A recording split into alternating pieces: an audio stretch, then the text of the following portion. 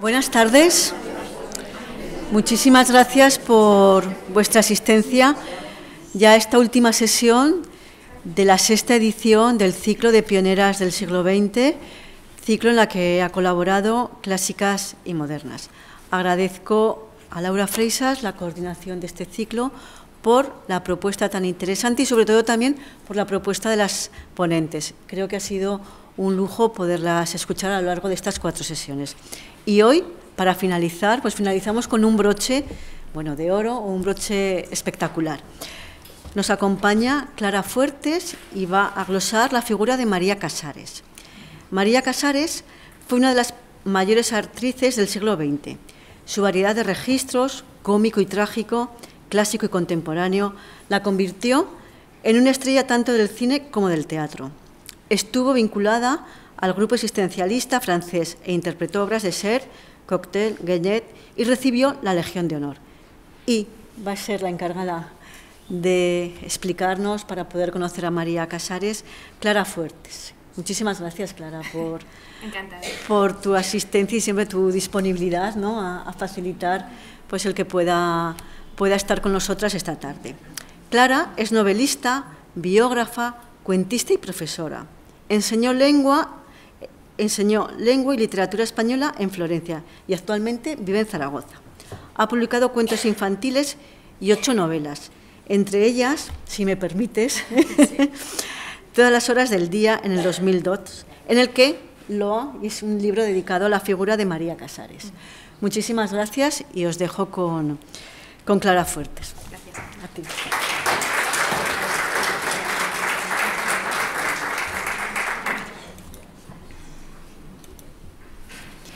Bueno, es un placer estar aquí hoy con todos vosotros, con todas vosotras también, en esta Casa de la Mujer, con Ana Gaspar al frente de ella y sobre todo con María Casares como pionera de este siglo XX. Ana, gracias por cederme esta casa. Laura Freixas, que aunque no está aquí, le doy infinitas gracias por contar conmigo en esta conferencia que para mí es muy importante. María lleva conmigo todo un año. Es cierto que publiqué esta biografía novelada Todas las horas del día en el 2022, en marzo, en el año de su centenario. Por supuesto, gracias a Asociación Clásicas y Modernas por ofrecerme esta oportunidad para hablar de ella. Bien, hoy es un día muy especial, me imagino que mucha gente lo celebra, igual ya lo están celebrando, es el Día de los Enamorados, algunos creerán en ello, otros a lo mejor les parecerá solamente algo comercial, pero para mí es un día perfecto. De hecho, cuando me ofrecieron las fechas, decidí que el 14 de febrero sería perfecto para María Casares, porque María Casares era una gran enamorada de la vida, una gran enamorada del teatro, una gran enamorada de todo lo que le sucedió y sobre todo una gran enamorada del amor. Toda mi vida se quedará corta para amarte, le dijo una vez, le escribió a Albert Camus, su gran amor. Imaginarte contento es otra forma de felicidad a la que soy adicta. Vaya frase más bonita. Permitidme, pues, que comience esta conferencia con una pequeña licencia narrativa de este libro en el que os voy a introducir a María Casares. El teatro es un lugar de creación de vida, es la vida misma interpretándose. Una sala llena, una sala que corea un nombre, que lo desgasta, una sala que siente merece un altar. Cada vez que ella sale al escenario tiembla su mundo, su emoción le traspasa la piel, viaja hasta las butacas, se escapa por las ventanas, llega hasta la calle. Es la reina de la tragedia, del absurdo, una reina diminuta, felina, un genio nacido con 14 años en un teatro lejos de casa. Ninguna actriz le hace sombra, los años no hacen mella en su voz, ni en su fuerza, ni en su pasión. Apenas come si tiene que ensayar y menos si va a actuar por la noche. Si lo hace es a horas de una extrañeza inusual con cantidades exorbitadas que nadie sabe dónde mete en ese cuerpo tan menudo. Tampoco duerme, dormita como los animales salvajes, siempre en guardia. Quizá ella también lo sea, salvaje, muy salvaje. Es hija de Santiago Casares Quiroga y Gloria Pérez. También es hija de La Coruña y Francia. Tiene el cabello castaño, los ojos verdes, la altura pequeña y el corazón atlántico. Es una mujer exilio con 2 lenguas en la boca. Su nombre, María Casares. Bueno, la vida de María Casares no debería de estar definida por ser la hija de ese Santiago Casares Quiroga, político, abogado, el último jefe de gobierno del gobierno de la República bajo la presidencia de Manuel Azaña, o por ser la amante, una de las amantes del célebre escritor Albert Camus, premio Nobel. Sin embargo, lo está. 100 años después, María sigue estando a la sombra y a las luces de esos 2 grandes hombres. Y es algo bastante injusto si lo pensamos bien y sobre todo lo iremos viendo a lo largo de esta conferencia, porque María Casares, lo ha dicho Ana, fue una gran dama del teatro. Actuó en cientos de escenarios y en cientos de teatros y interpretó centenares de obras. También hizo 19 películas, radio teatralizada, adaptación de novelas a libretos y un largo etcétera. Fue reconocida internacionalmente como una de las mejores actrices de teatro del siglo XX, la digna sucesora de la célebre Sarah Bernhardt, diría la crítica, los entendidos de aquella época. Musa del existencialismo francés, pero no solamente música del existencialismo francés, también del político, del cristiano. Ese existencialismo que le llevó a interpretar 21 obras de teatro de aquella época. Ese existencialismo que ella llevará a gala, que hablará de esa condición del ser humano, de ese superar los prejuicios, esa corriente que sigue en Sartre, su querido Camus, y por supuesto el padre de ese existencialismo que fue Kierkegaard. Bien, bueno, pues con todo esto, María, que es esa mujer, esa gran actriz que ha estado en todas partes, que es amada en Francia, reconocida internacionalmente, con todo eso, María es a día de hoy una auténtica desconocida en España todavía. De eso se ocupó el régimen y lo hizo, la verdad es que bastante bien, borró de la faz de la tierra su presencia, su nombre, o eso intentó. También lo hizo con su padre y esa dejadez democrática desde luego tampoco ayudó. Sacarla del olvido fue mi deseo cuando escribí sobre ella esa biografía novelada de todas las horas del día que os he leído al inicio y es mi particular homenaje a esta gran mujer. Si hubiera que definir a María en 5 palabras, y ya nos podríamos ir directamente, porque realmente son 5 palabras que la definen perfectamente, son Galicia, además las voy a decir por orden, por presencia en su vida. Galicia, el océano, el exilio, el teatro, el amor y la soledad. Bien, a ver si sale, a ver si va pasando. Ahora. 1922, se ha cumplido el centenario de María Casares. María nace en A Coruña. María Victoria Casares Pérez es Vitoliña, la llaman en casa. Vitola la llama a su padre, que no soporta los diminutivos.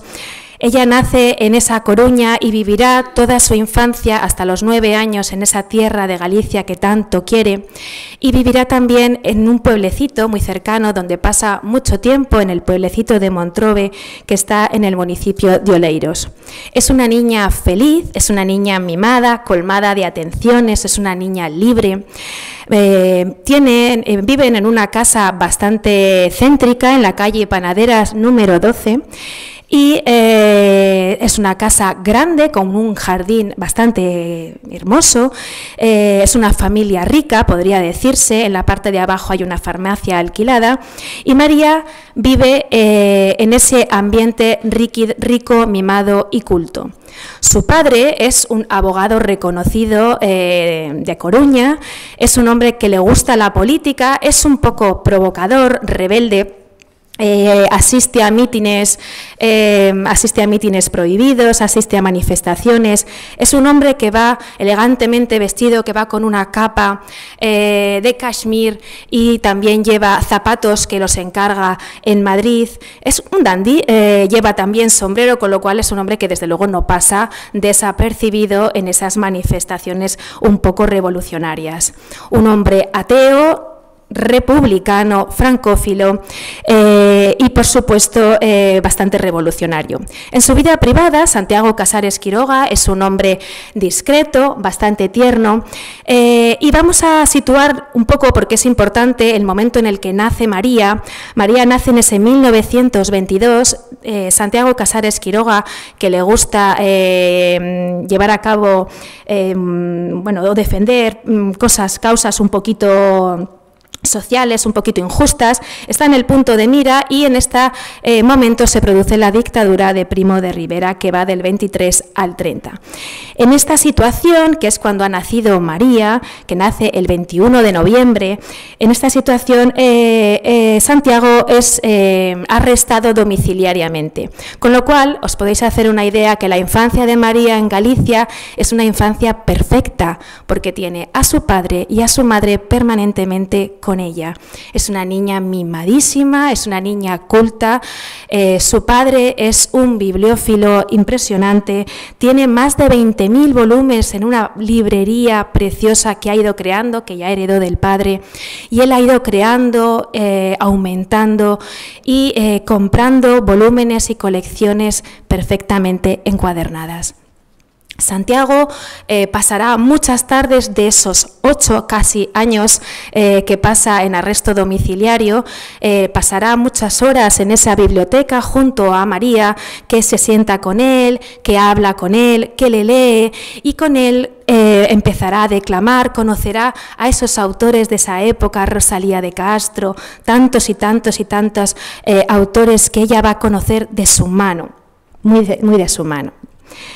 Santiago Casares Quiroga ya tiene una hija previa a este matrimonio con Gloria Pérez, que, bueno, no he hablado de Gloria Pérez, pero ahora hablo de ella. Santiago, cuando estudia Derecho en Madrid, tiene una relación con una mujer, y de esa relación nace una niña que se llama Esther. Aquí están padre e hija, que tienen una relación muy estrecha. Esa vida que tiene con esta niña, con Esther, que la traerá desde Madrid en brazos, pero no se ocupará de su educación. Para eso le pide a unos amigos que sean como sus padrinos, se encargarán de esta niña, y en cuanto puede la manda a Francia a educarla. Ya sabéis, he dicho que era un francófilo, o sea, es un defensor de la educación francesa, por supuesto de la República. También María, con 5 años, acude a un colegio francés. Allí aprenderá a leer, aprenderá a escribir y, por supuesto, aprenderá algunas palabras de esa lengua francesa que marcarán toda su existencia 10 años después. Gloria Pérez es una mujer muy sencilla, es una mujer modesta. Cuando conoce a Santiago, hace tocados a la clase alta de A Coruña, clase media. Son una familia muy bien avenida.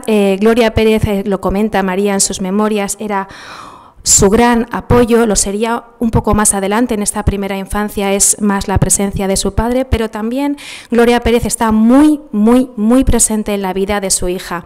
Ella dice que su madre es una mujer modesta, con porte aristocrático, que nunca fue extranjera cuando ya vivían en Francia, sin embargo lo parecía, aunque no supiera una palabra de francés, y que era extremadamente refinada, aunque no fuera culta.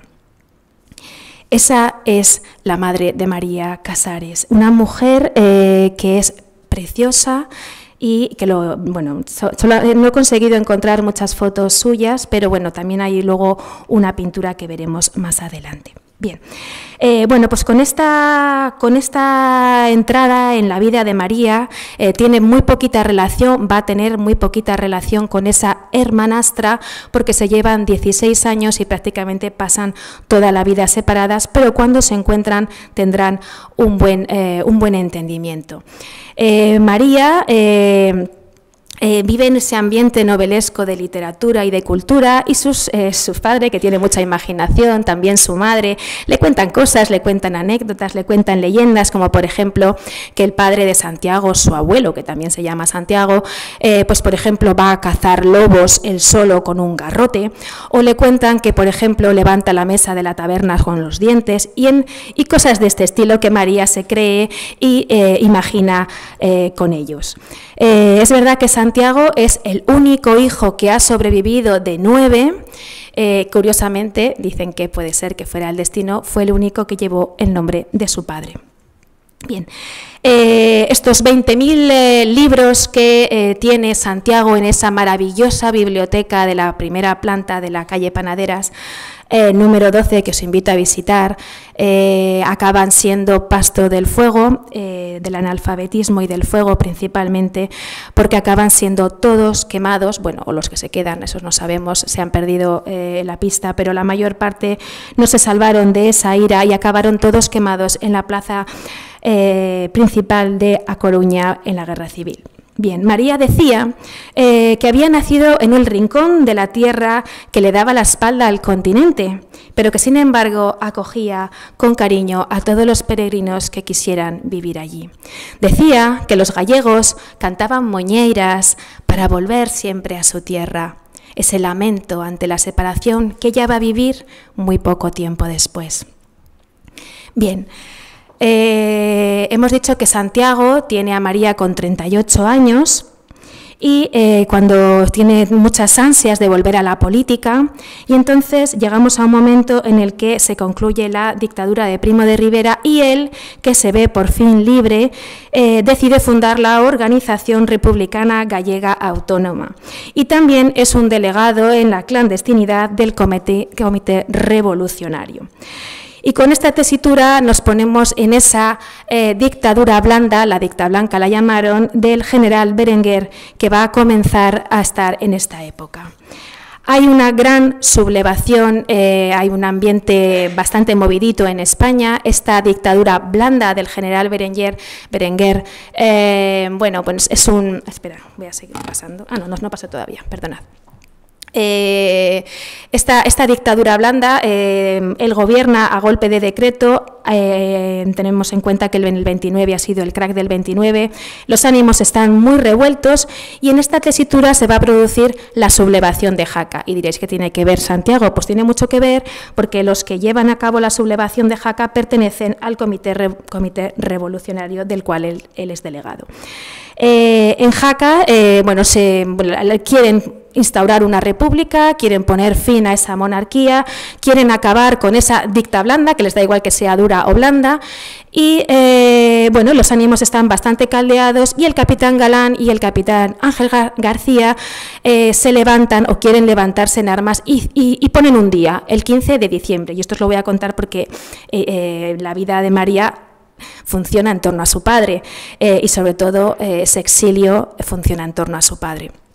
Bien, pues entonces ese 15 de diciembre que se va a producir esa sublevación, no se tiene claro que se deba de proceder así, entonces Santiago junto con otros dos compañeros del comité viajan a Jaca para calmar un poco los ánimos porque no está muy claro cómo hay que proceder, pero el capitán Galán y el capitán Ángel García ya han arengado suficientemente a la población civil y ya están, que la sublevación es inminente. Ellos llegan el día 12, llegan por la noche, no se pueden reunir porque llegan tarde y esa misma noche de madrugada a las 5 de la mañana se produce la sublevación de Jaca. Santiago Casares Quiroga no se va a enterar, como tampoco los compañeros que viajan con él, y cuando se quiere enterar ya está la bandera tricolor en el ayuntamiento de Jaca. Bien, pues esta revuelta, esta sublevación tan importante va a ser sofocada, desgraciadamente, y el capitán Galán y Ángel Gracia, el capitán Ángel Gracia también van a ser, les van a asesinar, pena de muerte, ¿no? Al resto también se les sentencia con la misma pena de muerte, incluido a Santiago Casares Quiroga, que se le mete en una cárcel de 1,5 metros, donde va a estar 3 largas semanas. En ese tiempo se conmutará su pena, porque se demuestra que no ha tenido realmente nada que ver en ese alzamiento, en esa sublevación. Y esas 3 semanas van a acabar con la salud bastante maltrecha de Santiago, que ya de por sí es maltrecha porque sufre una crónica tuberculosis. En este momento estas 2 personas que son ejecutadas van a producir una revuelta sin precedentes en España y un sentimiento antimonárquico que va a fraguar y se va a extender por toda España. Esto va a dar paso a nuestra Segunda República el 14 de abril de 1931. Y el propio Azaña diría en su diario: la monarquía cometió el disparate de fusilar a Galán y a García, disparate que influyó no poco en la caída del trono. La monarquía española se derrumba y es conducida caballerosamente a la frontera. La Segunda República es una realidad y con esta realidad a Santiago Casares Quiroga se le ofrece ser ministro de la Marina. Y, claro, por supuesto, es excarcelado, pero esto os lo cuento porque cuando está en la cárcel, una vez de Jaca, pasa a la cárcel Modelo, antes de que se produzca todo este movimiento del 14 de abril, pasa a Madrid, a la cárcel Modelo, y allí lo visita María Casares y su madre, que es la primera vez que viajará a Madrid. Lo hará en tren por la noche y se encontrará con una ciudad que ella misma cuenta que le parece una ciudad absolutamente, bueno, se queda sorprendidísima, dice, habla de la multitud, habla de la indiferencia de la multitud, habla de, se alojan en un hotel bastante moderno, que para ella pues todo es nuevo, porque ella vive en La Coruña, vive con el océano, vive con la playa, vive una vida muy sencilla. Madrid le parece extremadamente sofisticada, la gente va engalanada, muy bien vestida.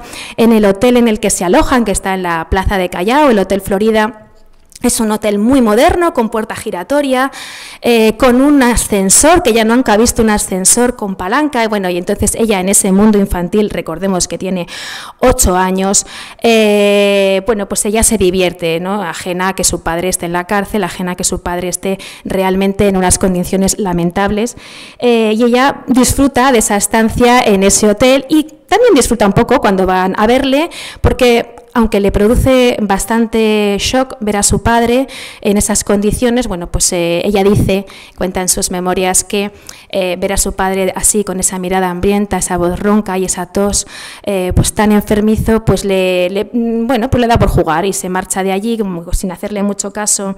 Y ella dice con el tiempo que esa fue la primera vez que falló a su padre y lo haría otras 2 veces, siempre en momentos en los que ha estado separada de él y siempre en momentos en el que él ha vuelto enfermo. A María le cuesta mucho aceptar esa enfermedad y aceptar la vulnerabilidad de su padre. Bien. Cuando vuelven María y su madre a La Coruña, esperan que Santiago deje de estar detenido en la cárcel, que se va a producir enseguida, y cuando llega le reciben como un héroe en La Coruña, lo llevan en lo alto de los hombros y van gritando ¡viva Casaritos!, porque allí en Galicia lo llamaban Casaritos, aunque ella lo llamará Santiño que no le gusta nada, pero o Santi, que es lo que más le gusta que le llamen.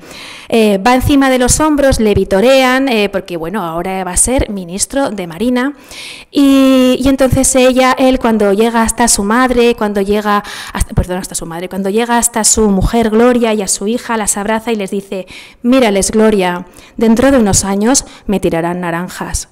No hizo falta que pasaran años, solamente pasaron unos meses y le tiraron naranjas en un mitin en Madrid. Y aquí llega la segunda palabra importante para María: el exilio. Y diréis, ¿no es todavía el 36? No, es el 31. Pero para María el exilio fue también Madrid. Fue también Madrid.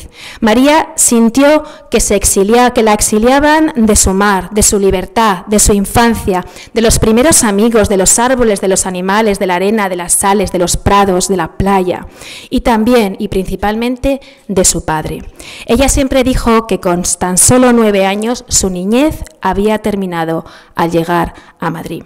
Cito a María: me apartaban de todo cuanto me había sido dado allí en prodigios de vida, a fin de liberarme para vivir nueva en otra parte. Una crueldad, destruir y matar todo cuanto me rodeaba. Conocí el desarraigo y me negaba a vivir hoy lo que ya sabía que me sería imposible vivir siempre. Todo o nada. Me hicieron falta muchas vidas y el conocimiento y la palabra de un hombre, se refiere a Camus, ciertamente un hermano del todo y la nada, para aprender al fin a contentarme con el 75% a ratos. Bien, su padre se vuelca en la política, Una política que es una joven república que casi está en pañales, y en solo 5 años Santiago pasará por 5 ministerios, pasará por una carrera meteórica: ministro de Marina, de Justicia, ministro de Gobernación, de Obras Públicas, ministro de la Guerra y, por supuesto, presidente del Consejo de Ministros de la República Española, siempre bajo el mandato de Manuel Azaña. Es una carrera meteórica que le ocupa todas las horas del día. Es un título vocacional, ya no solo para el teatro, sino para cualquier vocación que tiene uno, y para este hombre es la política. ¿Qué sucede? Que al volcarse en la política abandona su vida personal, abandona su vida familiar, abandona a Gloria, prácticamente no le hace ningún caso, y abandona a María, que María ha estado tan pegada a él los primeros años que se siente perdida, no entiende ese padre que solo se dedica a la política, que ya no lee, que siempre está permanentemente reunido y enfadado, con una expresión grave. Su padre ya no es su padre. Tampoco es el marido de Gloria, porque no le hace ningún caso. Y entonces comenzarán a llevar vidas separadas. Este es un cuadro muy bonito que le pintan a Gloria. Este cuadro que le está pintando ese señor, que bueno, no se supo quién había sido el pintor, no lo tengo registrado, pero sí que fue amante de la madre de María, y María lo detecta por cómo se miran, por cómo juguetean. Bueno, Gloria, como no tiene vida con su marido, empieza a salir, empieza a tener una vida social y empieza a tener amantes. Llevan vidas separadas desde ese momento, cada uno utiliza una habitación, están juntos, pero ya no son un matrimonio. Será María quien al principio se sorprenda de ese cambio de rumbo en su familia, y al principio se enfada, un poco siente como que su madre qué está haciendo, pero poco a poco entiende que tiene que ser así, que su madre es una mujer libre, que su padre se dedica exclusivamente a la política, y será esa madre quien le va a enseñar a amar de forma libre. Esa madre que es una madre que siempre está pendiente de ella, esa madre que es una amiga, y esa madre que es una hija, porque su madre es bastante aniñada y bastante alocada, y lo iremos viendo. Muchas veces ya una vez en Francia es María, casi la madre más que su propia madre, porque es la que lleva el sustento, la que tiene un poco la cabeza fría. Su madre es, bueno, pues un poco alocada. La quiere muchísimo. De hecho, será su madre su gran soporte, y será su madre quien le dará esa pregunta, quien le hará esa pregunta decisiva en su vida: María, ¿quieres ser actriz? Y así será actriz. Bueno, en ese momento Esther, esa hijastra que no tiene ninguna relación con ella, aparece en este escenario en Madrid y va a conocer a la mano izquierda política de Santiago Casares Quiroga, Enrique Varela, y se van a enamorar y se van a casar. Ese fue el único periodo en la vida de María en el que compartió algo de vida y de relación con Esther.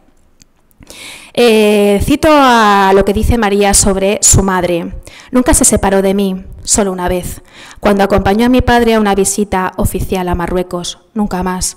Su constante presencia junto a mí es lo que más recuerdo. Ella era el aire, la luz, el sueño, la fiesta, la defensa, el refugio, la vida de cada día. Y también más adelante e inconscientemente hice de ella una amiga, también una enemiga, incluso una rival. Veremos que entre María y su madre va a haber una cierta rivalidad en algunos momentos. Bien, cuando llega las vacaciones, ¿qué ocurre? Galicia. Galicia es el reencontrarse en familia, Galicia es el océano, por eso es tan importante en la vida de María el océano. Galicia es la música, Galicia es su padre, Galicia es el amor. Y esa playa y ese océano lo son todo para María, y lo serán siempre, aunque cuando se exilie ya no vuelva. Ella estudia en un instituto que se llama el Instituto Escuela. Es un instituto progresista, fijaros, tan progresista que estamos hablando del 1931 y las clases son mixtas. En ese ambiente progresista de familias progresistas de Madrid, ella se va a criar y va a aprender danza, va a aprender música, va a aprender a tener amistades y sobre todo va a aprender a recitar. Y aquí recita ya sus primeras obras de teatro y una de ellas guarda guarda un especial cariño, porque la recitará un poquito más tarde, que será decisivo en esa pregunta que le hace su madre, que es el romance de Don Rodrigo, pero también hará la cojita de Juan Ramón Jiménez, El príncipe que todo lo aprendió en los libros, de Benavente, y La madre tierra de Isabel Palencia. De hecho, ella misma reconocerá cuando se exilia a Francia que el instituto al que va a parar para estudiar está anclado en la Edad Media, para que os hagáis una idea de lo progresista que era esa escuela en Madrid. Y con este ambiente en el que está viviendo María, este ambiente liberal en casa, este ambiente liberal en la escuela, este ambiente liberal que hay en la ciudad, estalla la guerra civil. Bueno, vamos a decir que todavía no está ya. Llega el verano de 1936. Están preparándolo todo para marcharse a Montrove, tienen todas las maletas a punto y a Gloria se le cae un espejo veneciano al suelo. Y cuento esto porque Gloria era especialmente supersticiosa.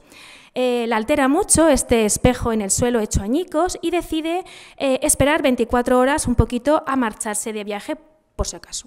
Cosas curiosas, ese por si acaso les cambiará la vida, porque esa misma noche reciben una llamada urgente desde Marruecos. Se ha producido el alzamiento del ejército y se me ponen los pelos como de punta. Toda la familia se pone en marcha.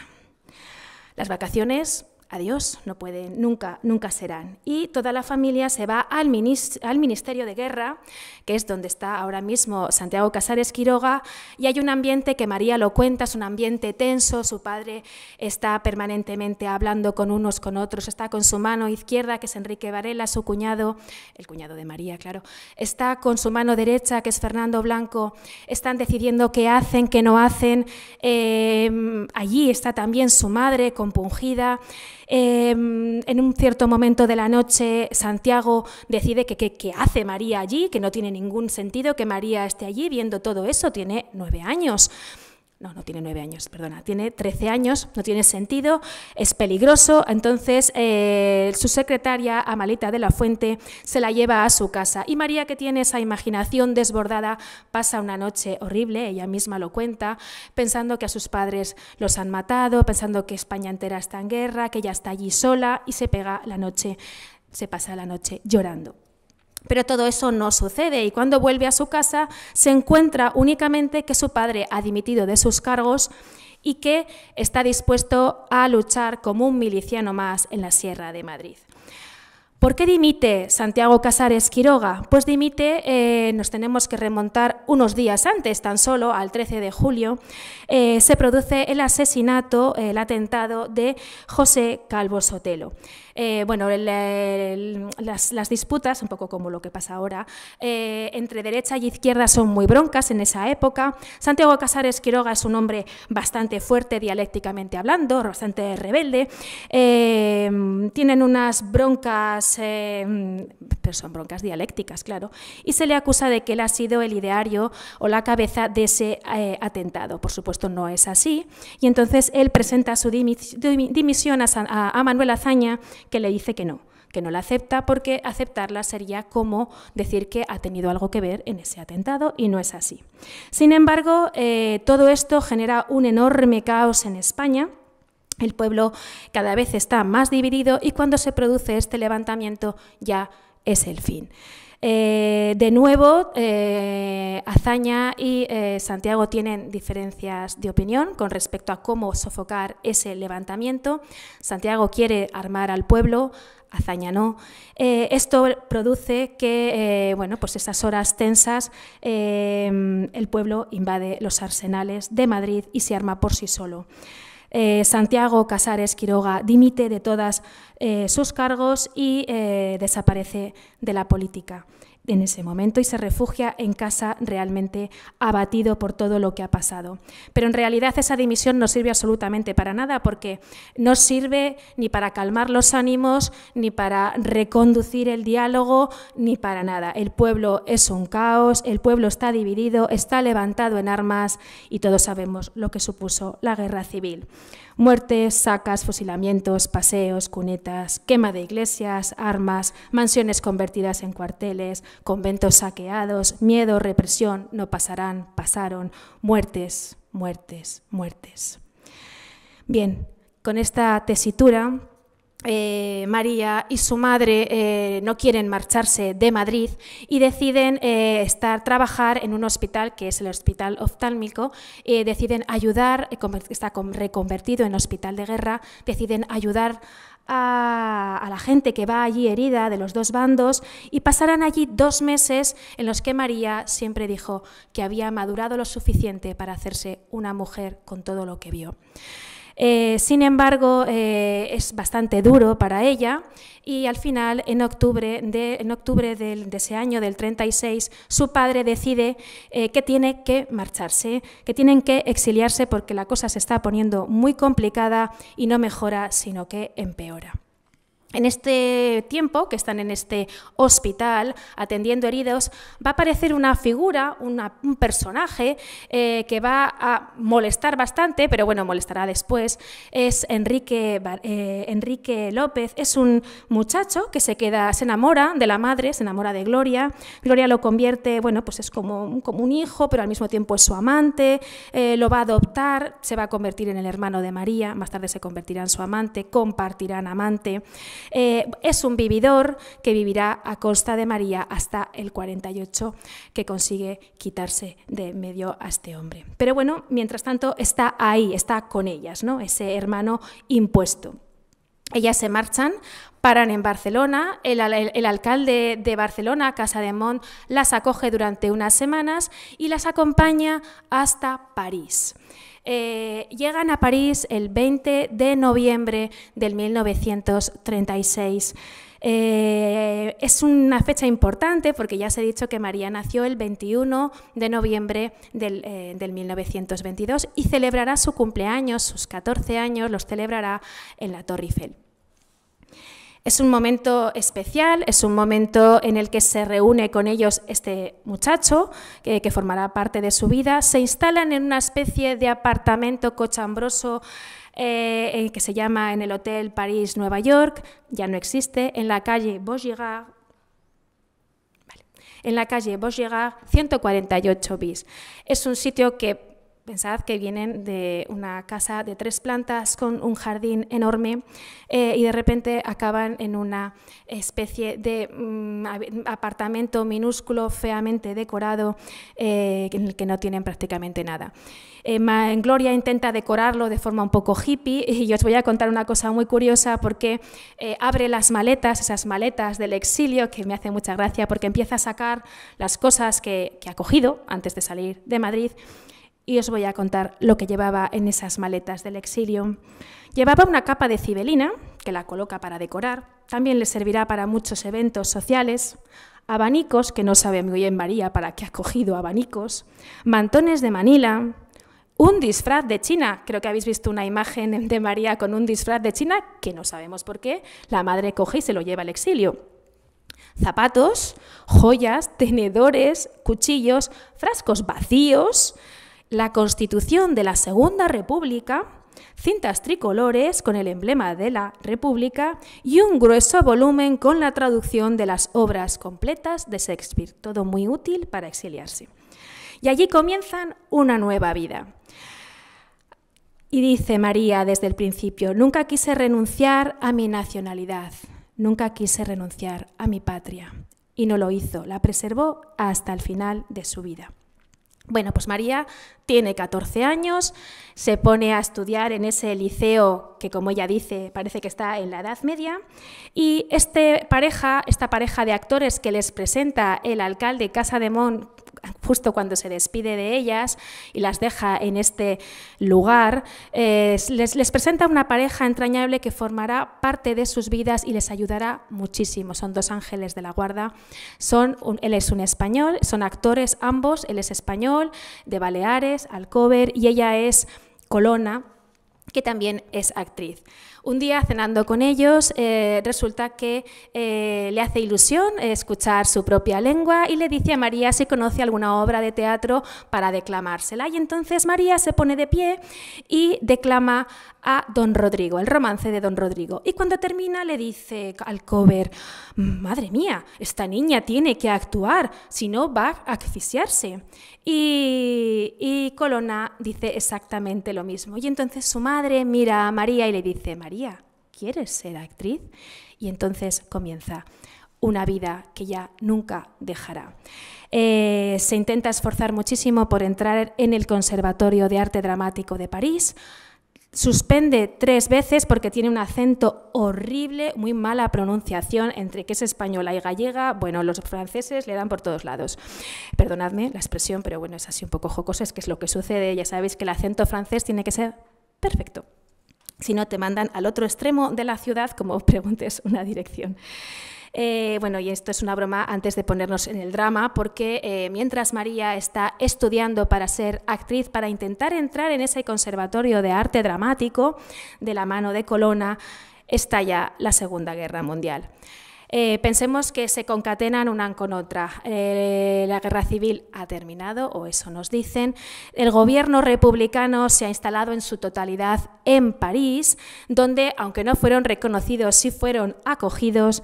Los menos privilegiados, todos lo sabemos, están cerca de la frontera, en esos campos de internamiento que posteriormente se convertirán en campos de concentración. Y luego estarán los otros españoles, los que se quedan, los que no huyen, los que sufren, los detenidos, los encarcelados.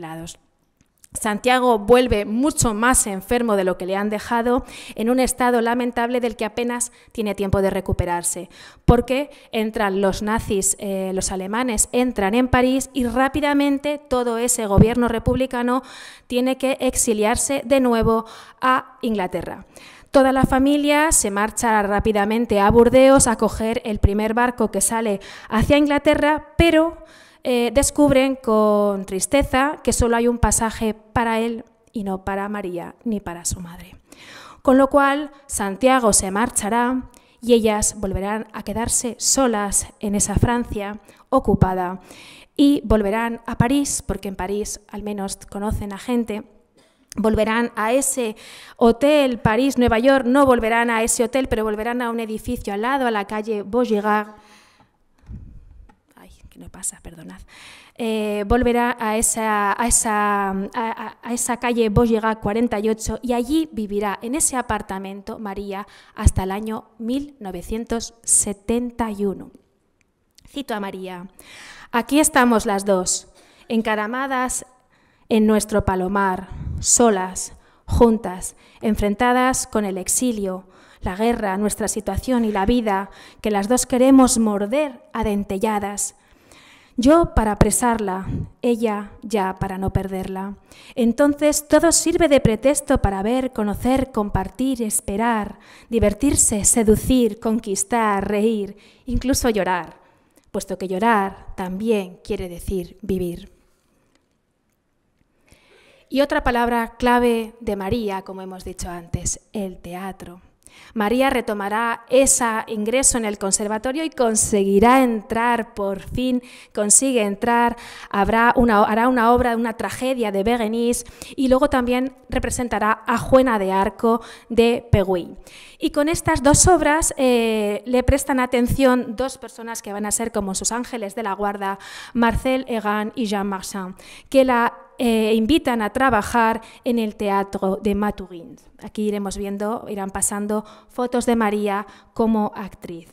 Ese será su primer papel, le ofrecen el papel protagonista de Les Dettes de Douleur y ahí empezará María a convertirse en actriz. Dice, cito: he vuelto a nacer. La noche del 21 de noviembre de 1942, quizá porque era la fecha en que cumplía los 20 años, me detuve a mirar perpleja la imagen que me devolvía el espejo de mi camerino en el teatro de Le Maturin, mi cara untada en margarina, que era el único desmaquillador de la época. ¿Cómo había llegado hasta allí? ¿Qué me había empujado? ¿Cuáles fueron mis privilegios, mis sacrificios, mis dones, mi orgullo, mi ambición? Quizás siempre quise ser digna de mi padre, de España, de mí misma, de mis raíces, de vivir. Tenía que merecer vivir y para ello debía rehacerlo todo, recomenzar hasta el alfabeto, aprender a deletrear. y los modales y la mentalidad y el corazón.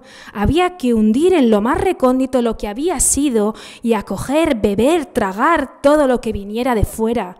Adaptarse es un poder que no les es dado a todo el mundo, es un privilegio. Dios mío, cuánta suerte. Quizá por eso su biografía, mucho más tarde, se llamará Residente privilegiada.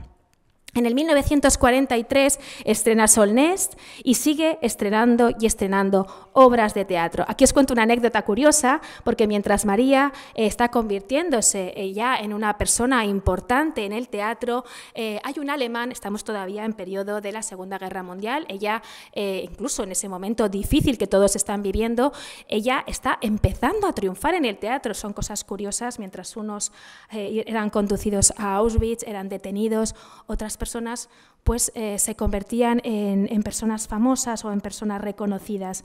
Y hay un alemán que se queda prendadísimo de ella, es un alemán condecorado, que le manda flores permanentemente a su camerino, cestas, y en una de estas cestas que le manda una carta y le pone su número de teléfono, invitándola a llamar.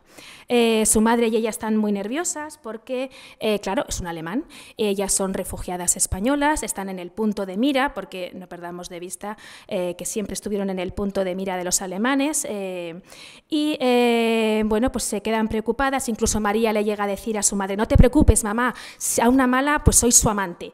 Y entonces llama por teléfono a este alemán. El alemán resulta que es un hombre deliciosamente educado, que la escucha. Ella le justifica que no es posible que tengan una relación porque ella es una mujer refugiada políticamente de España y no estaría bien para bueno, pues alguien del ejército del Tercer Reich. Él se queda silencioso, ella tiembla de pensar, madre mía, y sin embargo él la dice: ahora te admiro más que nunca. Se despiden prometiéndose encontrarse al final de la guerra, si es el caso, y así queda la cosa. María respira profundamente y al final de la guerra, efectivamente, este hombre, este alemán, le envía una carta con una foto vestido de civil y le dice que se vean. María, por supuesto, nunca contestó a esta carta.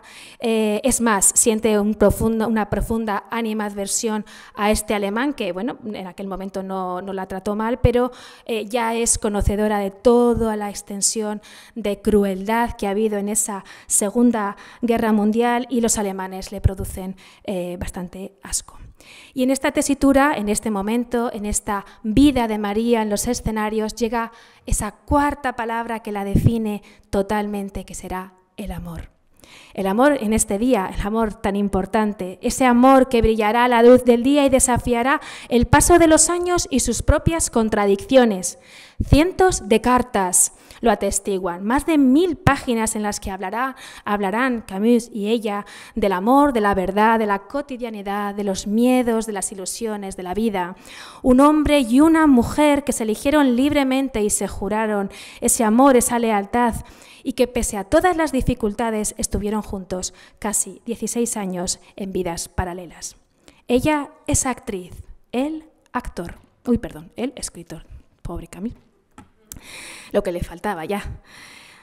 Toda la vida me pasará por delante y se me quedaría corta para amarte. Dime lo que haces, María, lo que piensas, necesito tu transparencia. Un solo corazón habrá latido en nosotros y seguirá oyéndose cuando hayamos desaparecido en el misterio del mundo. Dame detalles de tu vida, ayúdame a imaginarte. Ambos, que no tenían nada, se aferraron a las palabras. Mi Mediterráneo, mi Finisterre, mi adorado amor, mi pequeña gaviota, galleguiña mimada, reina salvaje, reina negra.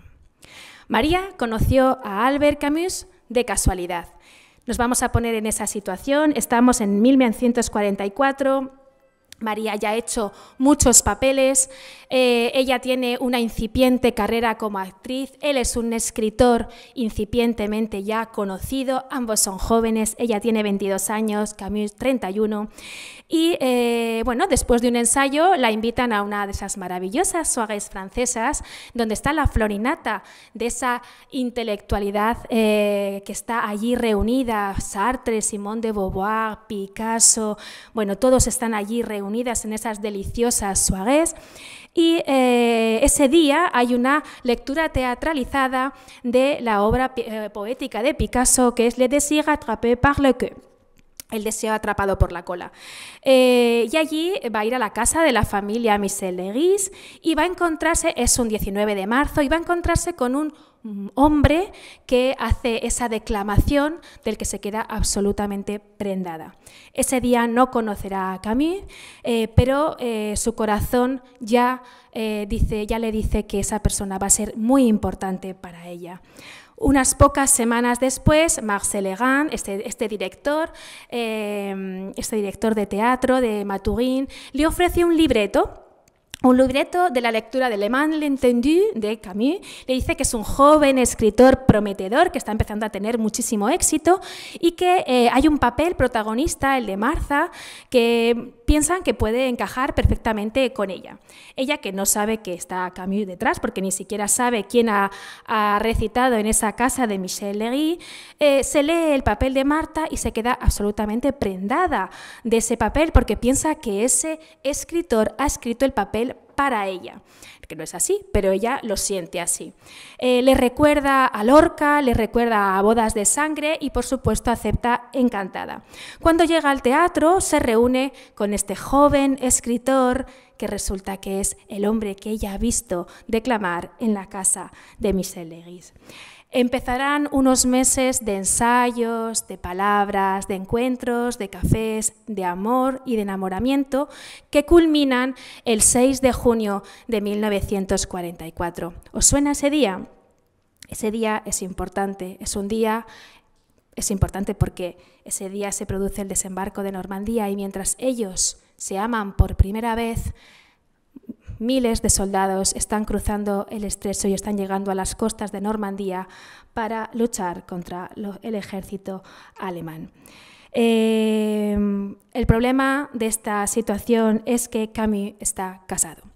Su mujer vive en Argel y está esperando a que acabe la guerra para reunirse con él. Aún así, ellos se aman profundamente y se dicen cosas como: si alguna vez me has amado hasta el alma, habrás comprendido que la espera y la soledad pueden ser para mí una desesperación. Nos vamos a poner en los últimos momentos de esta guerra, Segunda Guerra Mundial. Camus pertenece a la Resistencia, ha dirigido una revista, la revista Combat, tiene una imprenta clandestina y el ejército nazi va a por él. Se tiene que esconder en estos momentos en los que están ya amándose y envía cartas a María en la que le dice: por favor, reúnete conmigo, ven a estar conmigo, te necesito como respirar. María no va, él firma con seudónimos AC, Michel, Albert, y estas cartas son las primeras cartas de las muchísimas que se enviaron Albert y María, las muchísimas que atestiguan ese amor que duró casi 16 años. María, y esto lo cuento porque, ven, ahí, fíjate qué guapos están ahí. María nunca perteneció a la Resistencia, porque leo muchas cosas y muchas erróneas. He leído hasta que se marchó a Inglaterra con su padre. Bueno, pues María nunca perteneció a la Resistencia. Es verdad, ha conocido a Camus al último momento de esa Segunda Guerra Mundial. Su madre siempre le pidió prudencia. Siempre le dijo que no se expusiera. Cuando conoce a Camus hace alguna cosilla, pues traslada algunas armas, cosas sin importancia porque a ella le da mucho miedo y no quiere comprometerse con la Resistencia. Por ejemplo, hay un momento que van juntos por la calle y entonces les paran los alemanes. Él lleva una especie de papelito con una información importante, les separan a hombres y mujeres y entonces le pasa el papelito a María. María se muere de miedo con ese papelito y se lo come para evitar que les pillen, ¿no? Pero bueno, hicieron cosas así que realmente no fue participar en la Resistencia. Tanto Camus como ella están en contra de todo lo que sucede después de la Segunda Guerra Mundial, ese ir a por los alemanes, esa venganza por esas personas que han tenido cierta colaboración con los alemanes. Él siempre habla del perdón, ese perdón que aquí nunca llegó. Y Camus es una persona que proclama ese perdón, que proclama seguir adelante y que no haya vencidos ni vencedores. Bien, seguimos. Os cuento solamente un momento una pequeña cosa, porque María tenía una gran amiga que se llamaba Nina, era judía. A ella sí la refugian en casa, es algo anecdótico, porque la refugian en casa durante semanas, cuando están las grandes redadas del 42. Me estoy yendo un poquito más hacia atrás, estábamos en el 44, pero solamente quería contaros que aquí sí que ayudan a Nina, aunque hay un momento en el que ella se reúne con su familia para celebrar el cumpleaños de uno de los hermanos, y ese mismo día da la mala casualidad que se producen las redadas de julio del 1942 y toda la familia es detenida. Nunca volvió Nina a casa.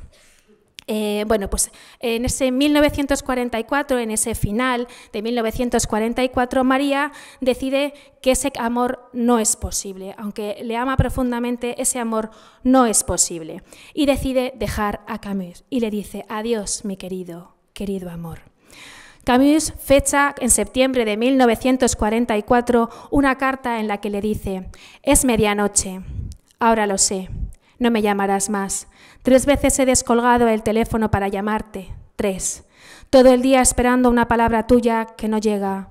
Tengo la impresión de que el mundo entero se ha vuelto mudo. ¿Por qué te escribo? Ya no me guardas en ningún lugar en tu vida para mí. Eso fue lo que sentí el otro día en el teatro. Pero yo no puedo olvidarte. Jamás el corazón de un hombre ha estado tan lleno de cariño y tan lleno de desesperación. Hasta siempre, mi amor. No olvides nunca a quien te amó más que a su propia vida. Y así pasan 4 largos años separados. Me da mucha pena que la presentación pase así de rápido porque, bueno, mi ordenador está desconfigurado con el ordenador de la Casa de la Mujer. Cada traspa pasaba como que fuera un teatro y iba muchísimo más lenta. Entonces, claro, esto es la parte última de la presentación, así que si queréis, cuando termine me avisáis y la vuelvo a poner y así volvéis a ver, si queréis, las imágenes de María. Esta fue su casa de Francia. Bueno, esos 4 años que María pasa separada de Camus se vuelca en el teatro, absolutamente en el teatro.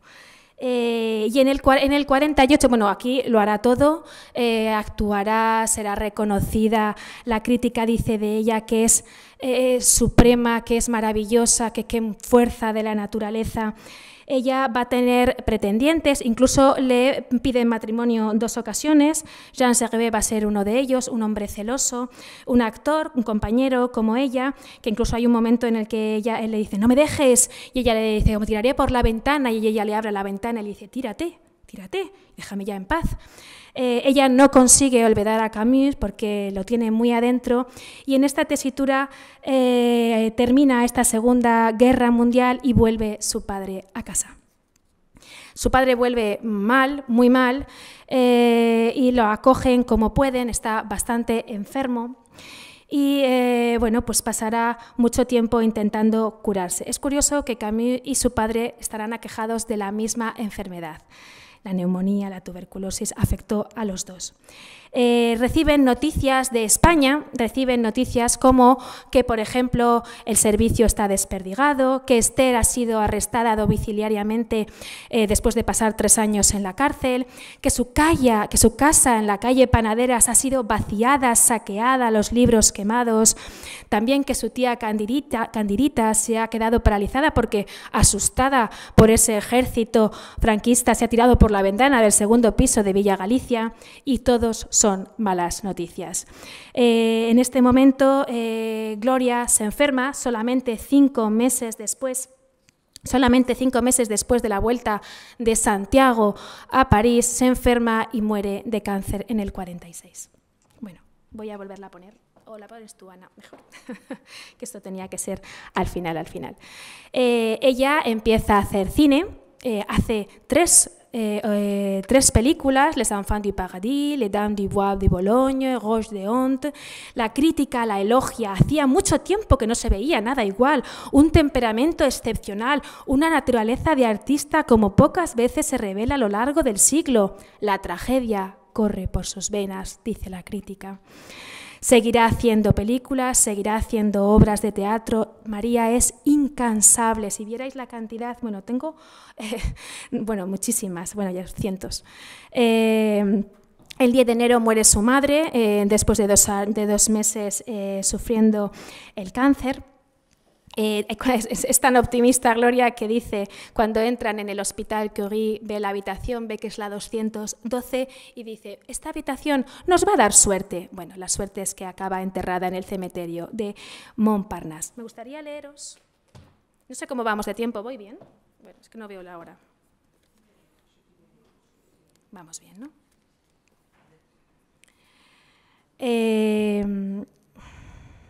El día que su madre se fue, María sintió que algo se le rompía por dentro.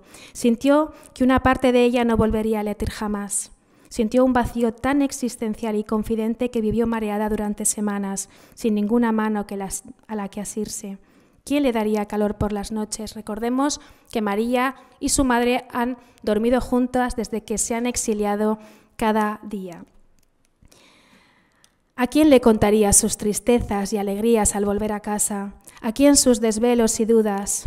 ¿Y el hambre? ¿Y la vida? ¿Con quién hablaría? ¿Y si había tenido 2, 3 o 4 orgasmos haciendo el amor? ¿A quién podían importarle sus pequeños triunfos femeninos, sus dolores menstruales, sus pechos grandes antes del periodo, sus locuras o deseos? ¿Labios rojos o granates? ¿Ese perfume o este? ¿Y qué me pongo hoy para la cena? Ninguna amiga había sido como su madre. Con ninguna había tenido tanta confianza. Con ninguna la tendría después. Camus escribe a María una carta de pésame. Querida María, de vuelta de un viaje de teatro he conocido la terrible noticia y no puedo sino escribirte con toda la pena y la tristeza. Nada ni nadie puede ni podrá reemplazar jamás el amor que os teníais y parte del respeto que siento por ti viene de todo ese querer que yo conocía. Ahora mismo estoy desolado, te imagino sufriendo, llorando. Sí, mi corazón está contigo desde que lo he sabido y hoy más que nunca daría lo que fuera por poder abrazarte con toda mi tristeza. Eso se lo escribe Camus y ella no le responde. Sigue actuando, como hará siempre que tiene una tragedia, siempre que sufre un duelo y sufrirá unos cuantos. María los complementa trabajando, trabajando, trabajando. Es una titán en el trabajo. Estamos en el 1947 y sigue actuando. Rueda Les Chartres de Parme en Roma. Aquí va a tener muchísimo éxito, va a hacer Los hermanos de Kamarov, va a hacer Romeo y Julieta. María, con solo 25 años, ya es una mujer de éxito. Ella misma reconoce que necesita llenar el vacío que siente trabajando, actuando, porque si no se siente confusa. Su padre le pide que por favor eche a ese Enrique, esa especie de hombre que se les ha metido, ese hermano, ese amante, no saben lo que es, que sigue viviendo a su costa, porque pensemos que María es la que lleva el dinero a casa, porque Santiago tiene una pequeña pensión, y al final consiguen echar a este hombre de su vida que acabará detestando profundamente. Y en este momento, en el 1948, María y Camus se encuentran casualmente en un teatro, viendo una obra de teatro, que además actúa en ese escenario una persona muy importante para María, ella aún no lo sabe, que se convertirá en su marido, André Schlesser. Pero en esas filas del teatro, Camus está allí acompañado, ella también está con Jean Servet, y al verle se da cuenta de que todo el amor que siente por Camus está ahí, y que tiene que volver a su vida. Dirá, sí, he vuelto a flaquear, no estaba en absoluta preparada para este reencuentro y situada ante el todo, escogí la nada. Ya os he dicho que Camus era su gran hermano del todo y la nada. Juntos estrenarán de nuevo, trabajarán juntos el estado de sitio, ella hará el papel de Victoria y por ese papel le darán el primer premio de su vida a la intérprete femenina en el Festival de Locarno. Y seguirán trabajando y María fuma muchísimo y bebe muchísimo y se hace adicta al whisky seco. Creo que intenta asumir esa soledad que siente tan enorme. Su padre, también preocupado por ella, le insiste mucho en que ese amor es bueno, en que tiene sus mismas ideas políticas, en que es una buena persona, en que le canta como escribe, pero es el hombre que te conviene. Con él no podrás formar una familia. Le insiste mucho, le dice que se cuide como es debido, que aísle su trabajo en lo posible de las complicaciones sentimentales, cosa que María María no hace en absoluto. Le habla de las ventajas de la discreción, le habla de sumar, le habla de la maternidad y de la fidelidad. Pero María no escucha a su padre, incluso él se despide de las cartas y le dice: tú apolillado padre. Ella no le hace caso porque ama profundamente, se aman profundamente, Camus y ella. Vuelven a hacer otra obra de teatro juntos, Les Justes, y la pareja en privado comparten muchísimo porque ellos se desarrollaron en paralelo y compartieron muchísimos ratos juntos, no solo como adaptaciones, sino como actor, como persona que escribe esos libretos. Bueno, pues la unión era absolutamente total. La crítica sigue adorándola y ellos siguen amándose, hacen locuras. A veces viajan de Niza a París solo para verse unas horas, para encontrarse, para tener un encuentro apasionado y se despiden. Y cito: hiervo por dentro, hiervo por fuera, todo arde, alma, cuerpo, encima, debajo, corazón, carne, muy apropiado para el Día de los Enamorados, ¿verdad? A ver, después de aquí os vais a chuchar bien a vuestros amores. Estrena la película L'homme que revient d'Ilvan y sigue trabajando. María es imparable, es un titán en el trabajo. En esto que llega al 1950... su padre está gravemente enfermo, cada día peor, y fallece el 17 de febrero. Y María le dice a Camus: a partir de ahora lo vas a ser todo, vas a ser mi padre, vas a ser mi madre, vas a ser mi amigo, mi compañero, mi amante, lo vas a ser todo. ¿Estás preparado? ¿Vas a estar a la altura? Y Camus dice que sí. Entonces ella renuncia a la maternidad por estar brevemente con Camus. ¿Qué podía ofrecerle a un hijo?, se pregunta. Giras, ausencias, viajes, si le acompañaba aplausos, desorden, hoteles, escenarios, amantes. No puede tener hijos así. Así que se dedica a ser actriz, a interpretar mujeres que quizás son madres, a interpretar hombres, a interpretar. Y así conoce a uno de los grandes directores que la van a marcar, que es Jean Cocteau, con el que hará... voy a abreviar porque si no aquí podría estarme yo toda la tarde, que estoy encantada. Hace muchas películas con Jacques Cousteau, también hará una obra con Sartre, la Comédie Française la contrata y con ellos hará grandes obras de teatro. María cree en ese teatro, democratizar el teatro, en ese existencialismo, en llevar la interpretación a lo más social, lo da todo por ese teatro, se deja la piel en cada interpretación, incluso sus compañeros dicen que es insoportable porque es perfeccionista, dice que todo tiene que salir sin tacha y siempre intenta trabajar con Camus cerca. La muerte de su querido Marcel Legrand, cuando está trabajando en una obra de teatro con Camus, hace que Camus coja la dirección de esa obra de teatro y se da cuenta, Camus, lamentablemente muy tarde ya, que lo que le gusta realmente, además de escribir, es dirigir obras de teatro. Y de hecho piensa, como un sueño, en comprar un teatro y en dirigir esas obras de teatro con esa María siempre con él. Ella seguirá haciendo obras de teatro, esas obras de teatro la llevarán por todo el mundo y empiezan a tener largas separaciones, de ahí todas esas cartas que se mandaron. Camus la añora y le dice: te necesito tu vida, necesito tu risa. Y María dice: arrastro conmigo una vieja nostalgia que grita cada vez más fuerte a medida que pasan los años y ella asiente, impotente a mi destino de eterna exiliada. Echar raíces, encontrar una patria, apegarme a ella hasta el final, ese es mi gran anhelo, mi anhelo profundo. Y también es aquello a lo que continuamente debo renunciar. Ella sigue trabajando, rescindirá su contrato con la Comédie Française porque quiere ser libre.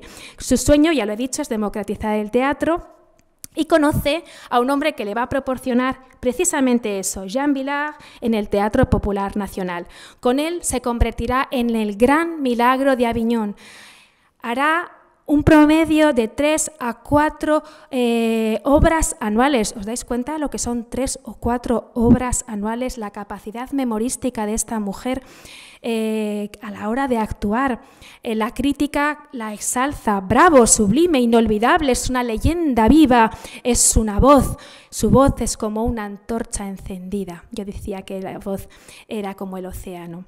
En ese año 55 nos vamos a parar porque recibe una visita muy especial. Hace 18 años que no la ve, ha estado en arresto domiciliario hasta el año 55. Esther, su hermanastra, la visita en el Festival de Aviñón.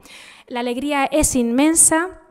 Están juntas, casi se queda sin voz, pero yo no sé cómo lo hace María, pero cuando llega al escenario vuelve ese torrente de voz y lo hace perfectamente. Y con su hermanastra, con Esther, se encontrará en el 55, no volverá a verla hasta una gira que hace en México en el 68 y nunca más volverá a verla.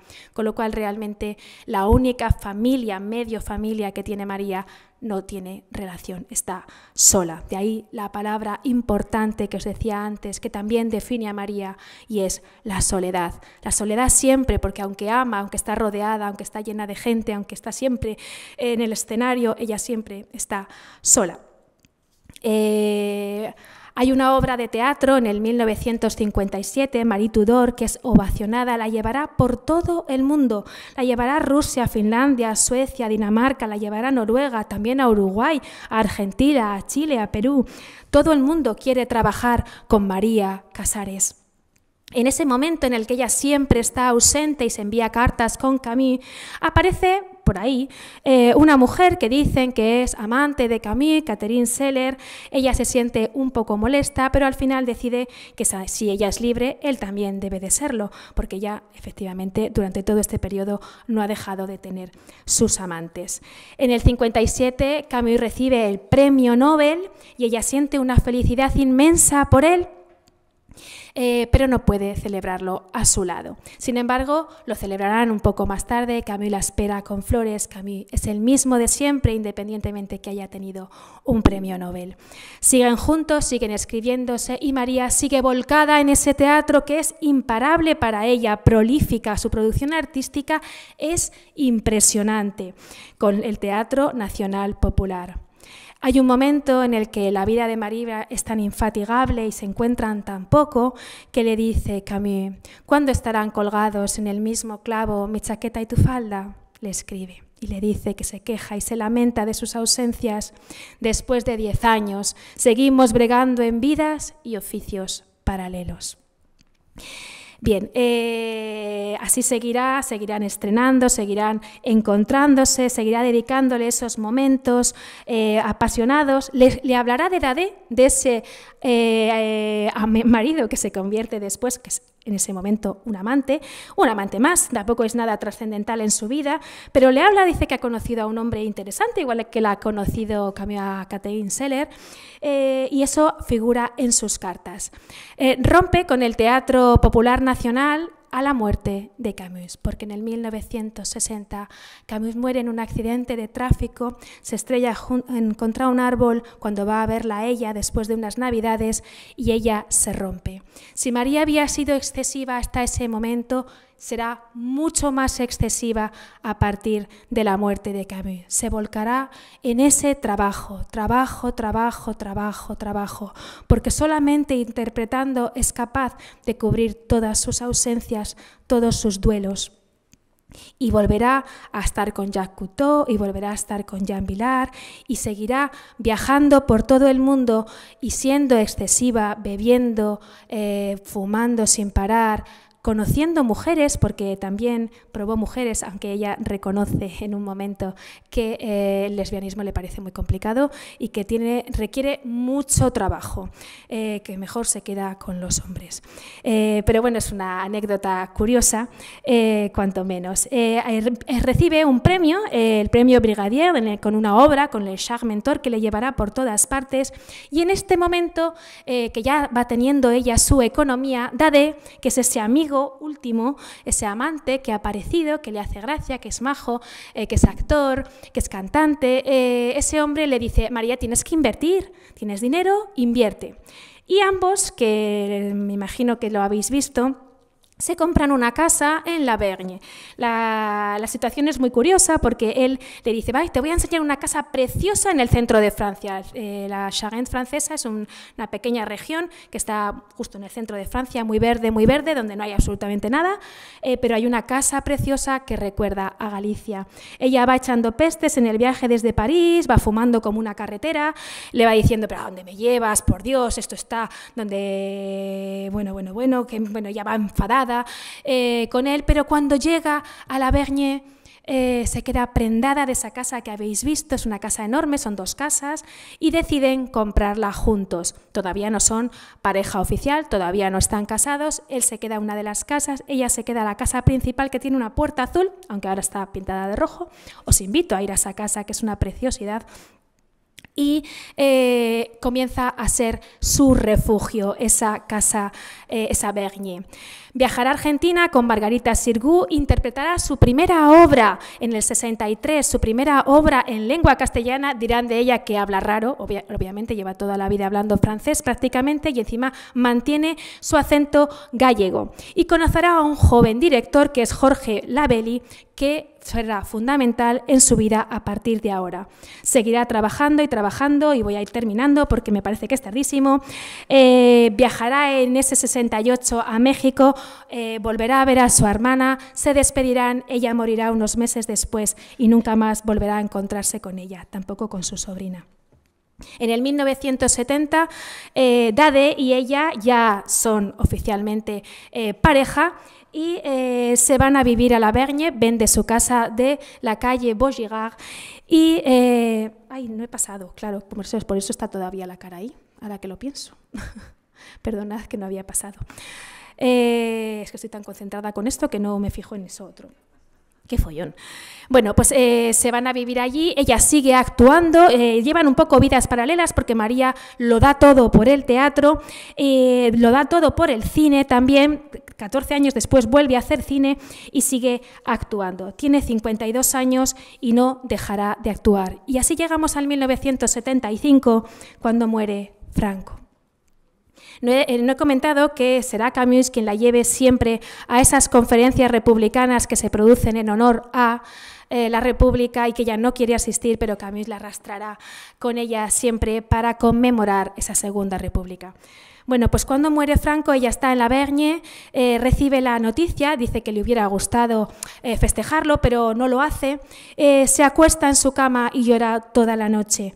Ella siempre quiso volver a España como lo que era, una gran actriz, y así lo hace. Vuelve a España de la mano de Rafael Alberti con una obra de teatro que es El Adefesio, y ella es el Adefesio precisamente, ella es Gorgo.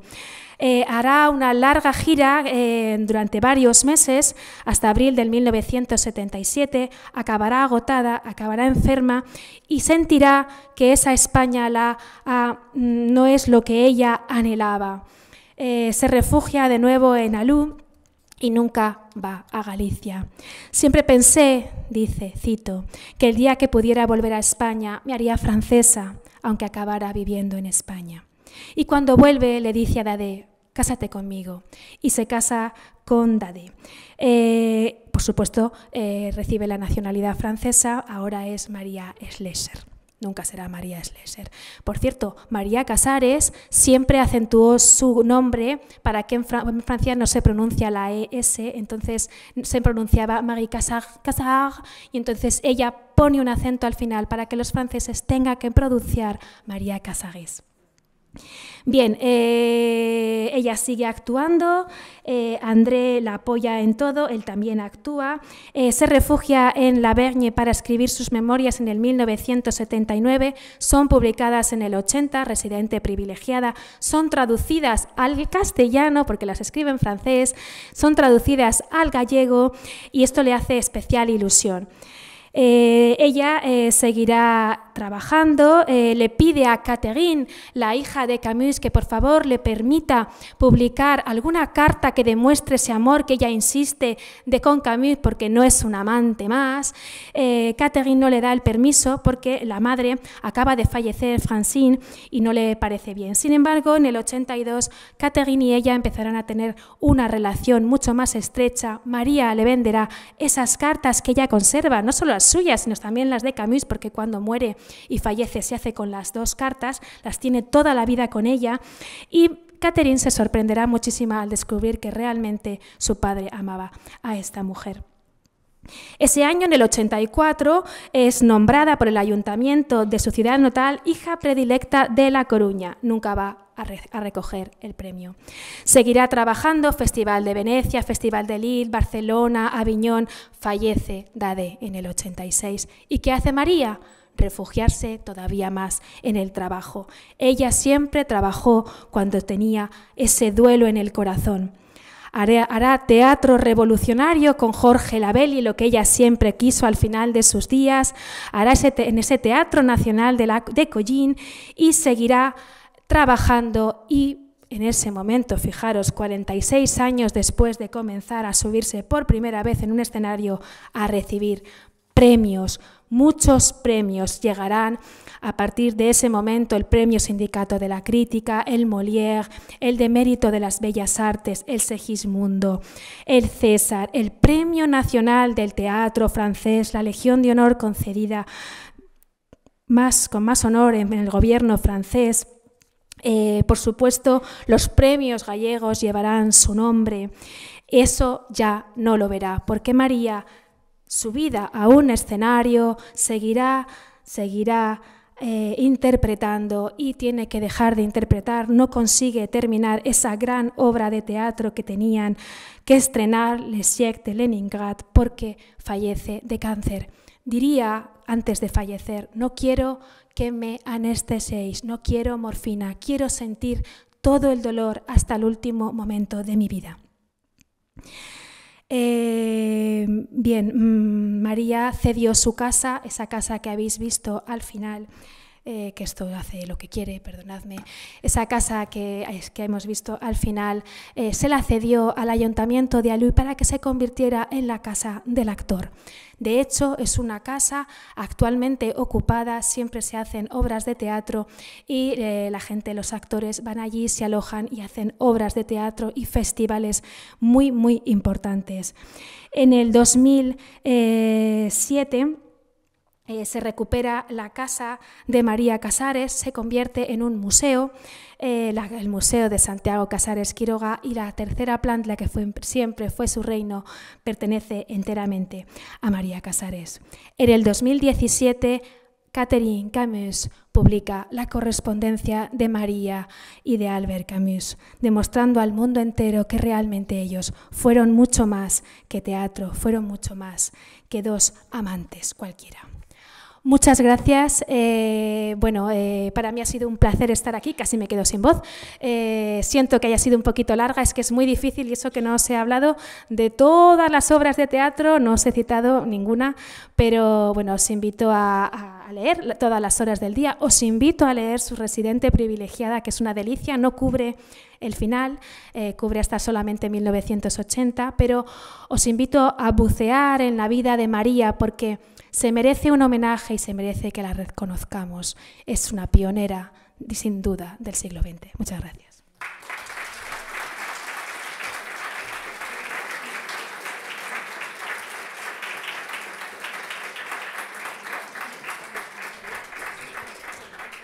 Muchísimas gracias. Ha sido un placer escucharte. Ha sido un placer descubrir o redescubrir a María Casares. Si alguna de las personas quiere realizar alguna pregunta, algún comentario, brevemente, que estamos un poquito fuera de tiempo, ¿no? Pero bueno, lo siento. Sí. Yo me he dejado sin contar una cosa que quería contar, pero bueno, no pasa nada. Sí, no lo he comentado, pero sí, a Zaragoza, a Barcelona, sí. Luego que también fue pareja en su momento del actor Gerard Philippe. Sí, también. Que falleció con 36. Sí. Con 36 años y era famosísimo. Que no lo he citado porque tenía que acelerar, pero bueno, tenía un montón que contar. Podría estar aquí una hora más seguramente, o quizá dos. Sí, aquel hombre que además significó muchísimo porque no solamente era compañero actor, sino que era un amigo del alma, también la influyó mucho. También otro duelo más en el que se volcó en el teatro. Está llena de duelos. Bueno, pues, ¿alguna cuestión más? Pues muchísimas gracias. Gracias a todas y a todos por vuestra asistencia a este ciclo y nos vemos al siguiente. Gracias. Gracias.